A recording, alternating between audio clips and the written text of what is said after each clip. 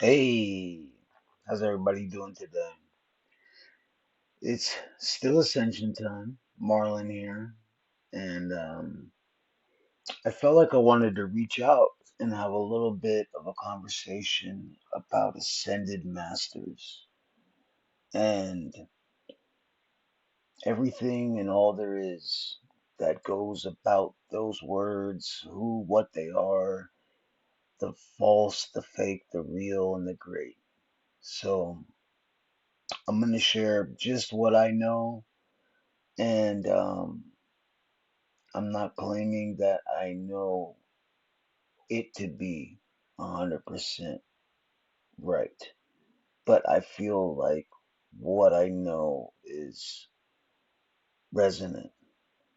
So, for starters, when I was kind of growing up in the spiritual community, I kind of had overheard that there were some groups that were calling themselves ascended masters or some beings, and I haven't done the research on it yet. So I probably should. This would be a little more compelling of a case.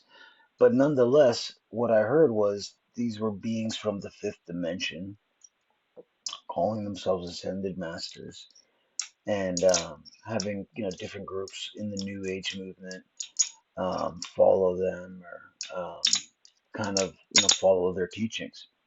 But I'm going to speak from my personal experience. Um, if you're in the fifth dimension, that's not what makes you an ascended master. I mean, you have to have literally gone beyond the 12th dimension in my personal study of history. A real ascended master has done what's called an Adashi cycle 3 times, or an Adashi turnaround 3 times. Um, and at that point, you have the impeccable coding in your DNA that can really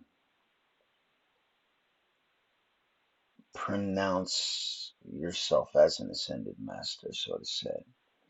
An Adashi cycle, for those who don't know what that might be, and I learned this through the MCEO, um, Melchizedek Cloister Emerald Order teachings, the freedom teachings, through Kelonic science in the past, and those teachings in that group has actually changed names since. But an Adashi cycle and a typical cycle that a human being evolves through typically starts as them incarnating and stepping down into about, I think, 1,728 different aspects of yourself.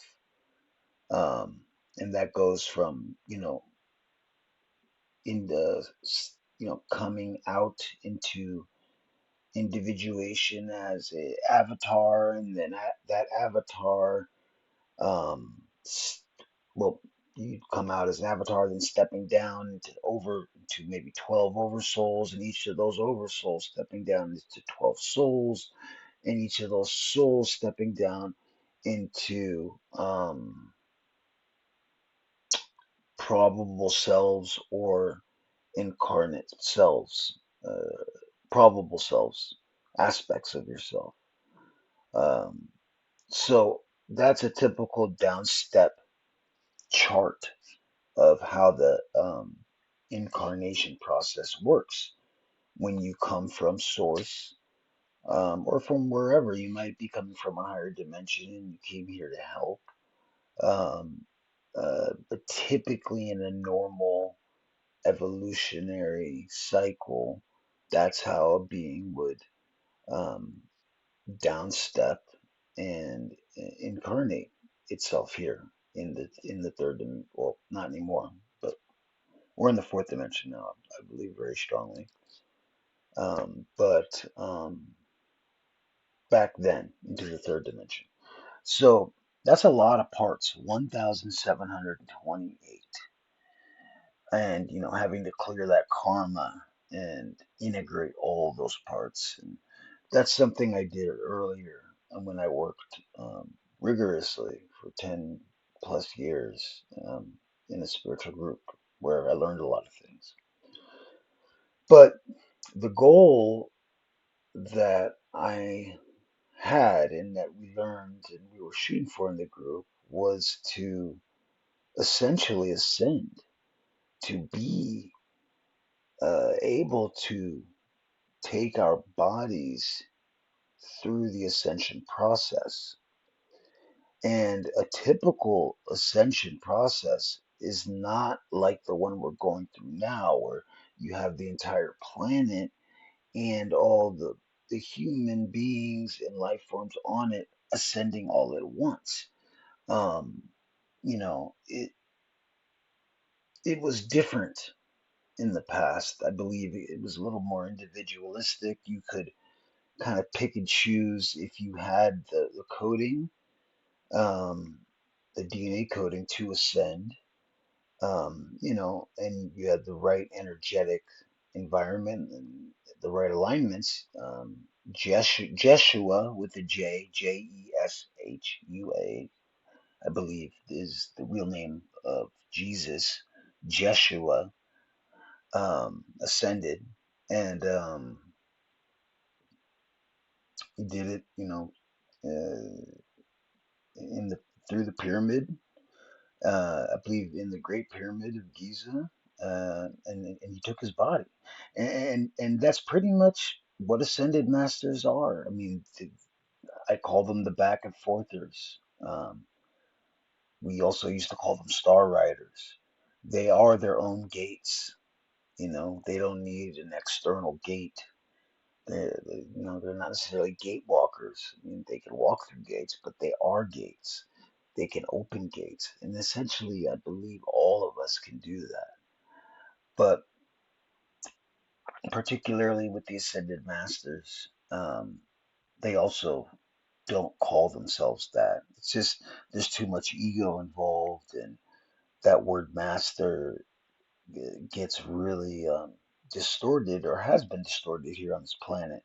So anyone who's saying that, um, back when I was learning these things, and that was between 2008 up until now, but really 2008 to 2015 or 2012, and then I started kind of learning just through my own eternal line. Um, I found a lot of beings calling themselves ascended masters that were really just fifth dimensional beings that were stuck. And actually, I think we're leading people down the wrong path, so that they could take their energy or even potentially open up certain portals uh, that would allow them to get out in a very uh, probably impossible way, or impossible existence. So that was the past. Um, so an ascended master is someone that can go back and forth. They can go where they want. They can turn their bodies into light and essentially think where they want to appear, go, and they will shift. Or we call it spanning. They are spanners. You know, they are able to span time, and that's what a real ascended masters are, because they have ascended outside of the time matrix. And when I said they, to really have the impeccable coding, doing three Adashi cycles, and just to be clear, I've started this in a Adashi cycle. You start out as a human. You'll probably grow to age 33 in a typical world. This world we're in is really a minority. Most worlds are free worlds, and they are governed governed with free will and ran with love, because the beings know what's good for them and what's not. It's very much the minority when you have worlds like that are falling or fallen. So um, you go from being a human, you remember your past lives when you're in, I believe, the womb. You live to the age of 33. 33, then you is kind of the eternal age. You don't, at that point, you should have accreted enough frequency to then move on to the next evolutionary step, which would probably be becoming a planet.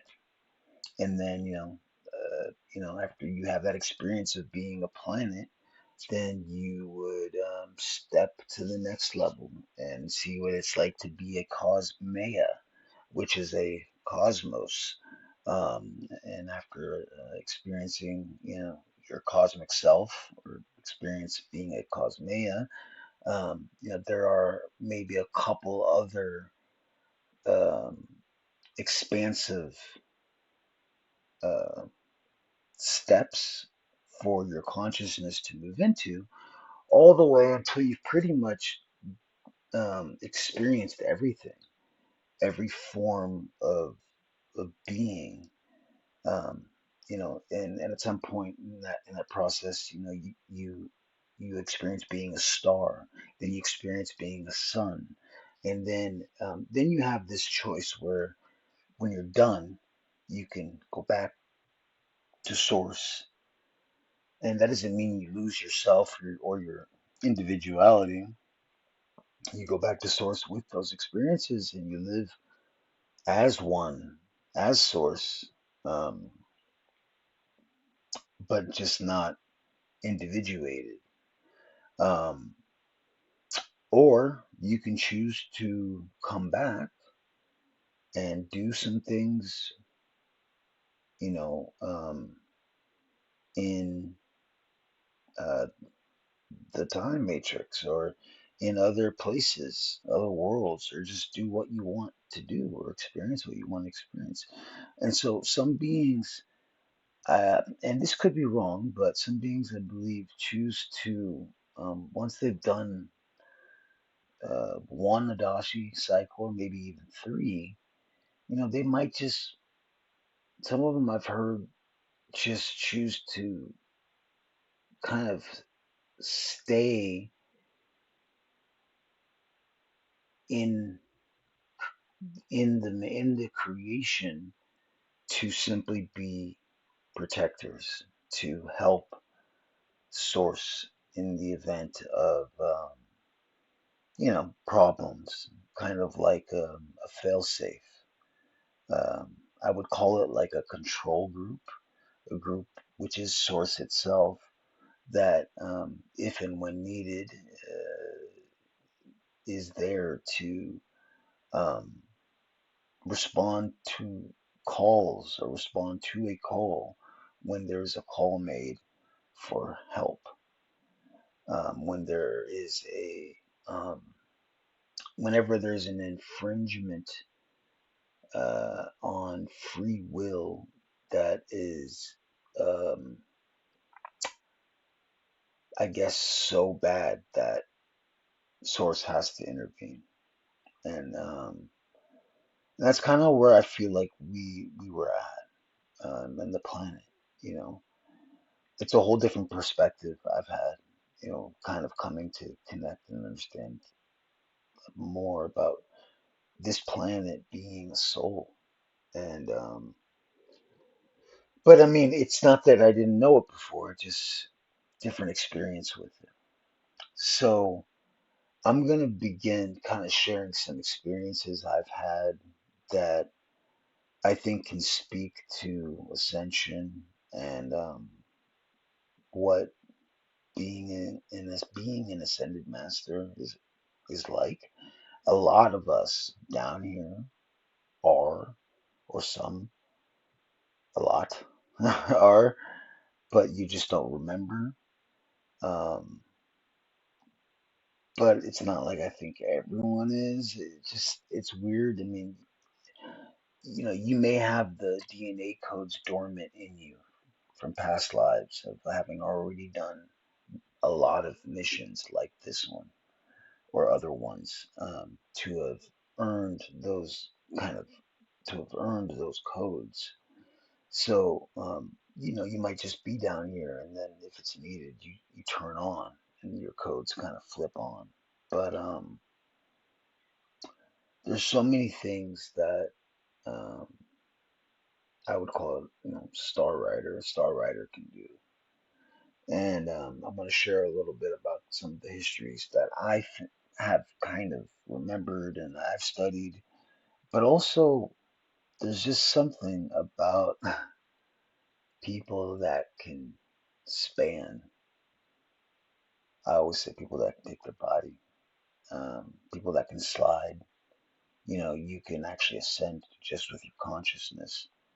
Um, and that's something I did in 2012, while simultaneously being aware of my body. Um, and then also living out my life, um, no longer from a single point of awareness.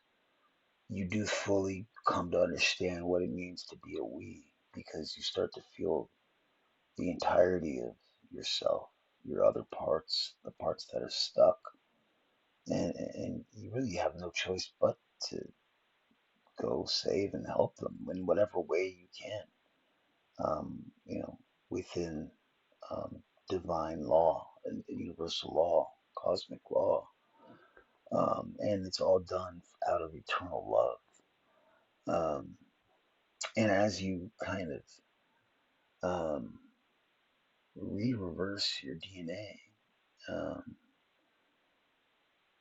you start to expand your consciousness a lot, and you no longer ever can see yourself as what you were before. There is no I.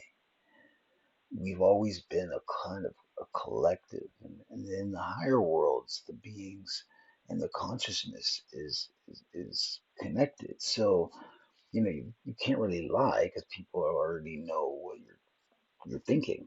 So it's just a different way of seeing things. Um, when you see things and understand and know that everything is connected, is one, and quantum entanglement talks a lot about that. Gives proof to that. There's more to explain on how and why that's a fact, and it's very true.